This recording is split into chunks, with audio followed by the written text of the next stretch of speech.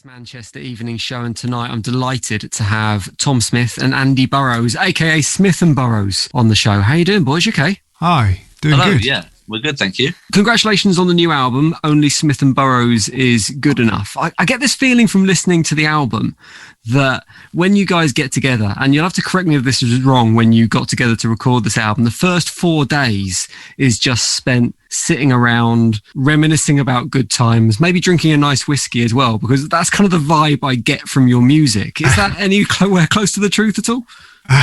We do have a lot of fun, and a lot of the record is about kind of looking back and reminiscing. Perhaps that's because we're around 40, Andy and I now, so perhaps that's filtered into our lyrics because of that. You know, this record and this project as a whole is so informed, it's such a reflection or so inspired by our friendship that it runs very deep, you know, and it's in the music. How long have you guys been friends for? Because the album's been a long time coming. It's been...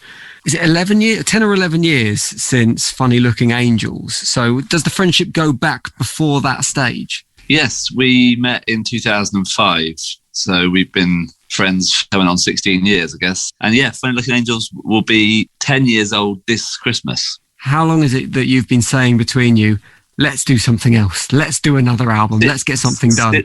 Since towards the end of the tour that we did for Funny Looking Angels, we have talked about doing something else. It's just taken a bit of time. The album itself, for me, it does exactly what Funny Looking Angels did when I first heard that. It kind of just pulls on those heartstrings a little bit. There's huge amounts of nostalgia in there that cause you to recall your own memories. Obviously, you guys are making music about your memories, but it's certainly got reference points for pretty much anyone who listens to it, I imagine. But there's also a little bit of humour in there.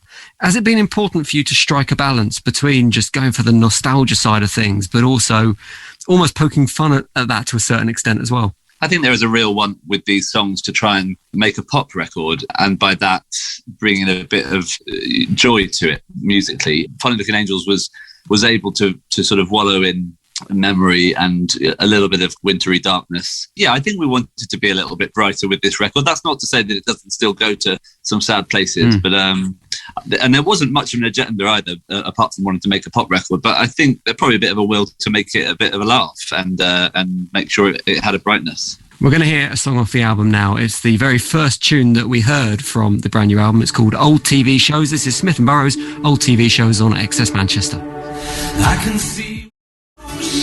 Welcome back to Access Manchester. I've got Smith and Burrows with me on the show, talking about their brand new album, Only Smith and Burrows is Good Enough. Now, this is going to be either an incredibly insightful or a completely ridiculous question, so I apologise if it's the latter. But when I listen to your music, and it was the case with the previous album as well, I find all the songs you write really visual, almost like they're already part of a soundtrack to a film, or like watching an old home movie or something along those lines. Does the visual elements play any part in the process to what you're doing? When you're conjuring up these stories and these words, do you have visions in your head, or are you referencing photographs, or is it purely just about the musical side of it? You know, I think, as I mentioned before, a lot of the record has a little nod to the past and the passing of time. And in doing that, trying to sing about that or to acknowledge that, yeah, there are little kind of reference points or things that might jump out of the past that you can kind of sing about, whether it's Indiana Jones or Top of the Pops, or you know, you talk about that kind of old photographs and that kind of. I think there's something about being nearly or around 40, as I say again. I don't know. I think it's quite a natural thing to do, to look back on memories and think about that type of stuff. I want to play a game with you before I let you go. It's a game we play with people who come on the Access Manchester Evening Show, obviously when they've got new records out. It's called Review Bingo, because I've been traipsing the internet to read some reviews of the new album, and I've got some quotes from those reviews, and your job is to guess whether the reviews are real or whether we've made them up. Okay. All right. Brace yourselves. Okay. First one. Unpretentious pop perfection that is so much more than just good enough. True. Real. Yeah, I know that's true because our record company were excited and shouting about that one. So, it is. Very true. It's from Excess Noise, that one. No relation, but nice. Do we say true or real? What do we shout? I'll let you go with what feels good. Yeah. Like bingo. Okay, all right. Yeah. Next one. As nostalgic as finding a box of old toys that your parents left in the loft. Is that true or is that made up? Made Up. That is Made Up. 2 from 2. Doing well so far. Next one. An oral thumb through a sepia-toned photo book of music. I think you had fun making these up. I think... Very convincing Made Up. Very good. Well done. We'll do a couple more. Next one. Dangerously infectious Lloyd Colish jangle pop. Is that true or is that made up? I'm going to go truth. Uncut Magazine with that one. You're very good at this. One more. See if we can get one over you with the last one.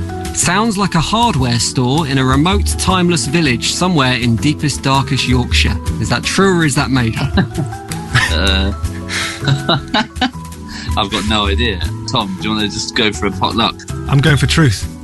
Nailed it. 5 from 5. That's 5 Contact. Oh, we know our own reviews. Gents, absolutely love to speak to you. Good luck with the new album as well. Only Smith and Burrows is good enough. Absolutely joy to listen to, particularly if you are. I mean, I'm around the same age as you boys, so it's. I think I get the nostalgia, and it feels like it's a warm musical hug to listen to. So, thank you. So good luck to listen to it, and we're going to hear is it the latest tune off the album, Parliament Hill? There's a new one. This is the last one, isn't it? This is probably the most recent single, yeah. There'll be more. They're all singles. It's like Thriller. Is this one based on where you used to live, Tom? Have I got that right? Yeah. Andy and I that was a kind of our old stomping ground. So back when we met in 2005, that's where we were hanging out, kind of becoming friends and building on from that, going through life, that decade or more that we were there, having kids, getting married, and there's lots of memories that attach themselves to that part of North London, which we're very fond of. Brilliant. Well, let's hear it. It's a great track, Parliament Hill, from the new album from Smith and Burrows. Tom, Andy, absolute pleasure. Thanks for your time on Access Manchester. Cheers. Thank you for having us. Cheers.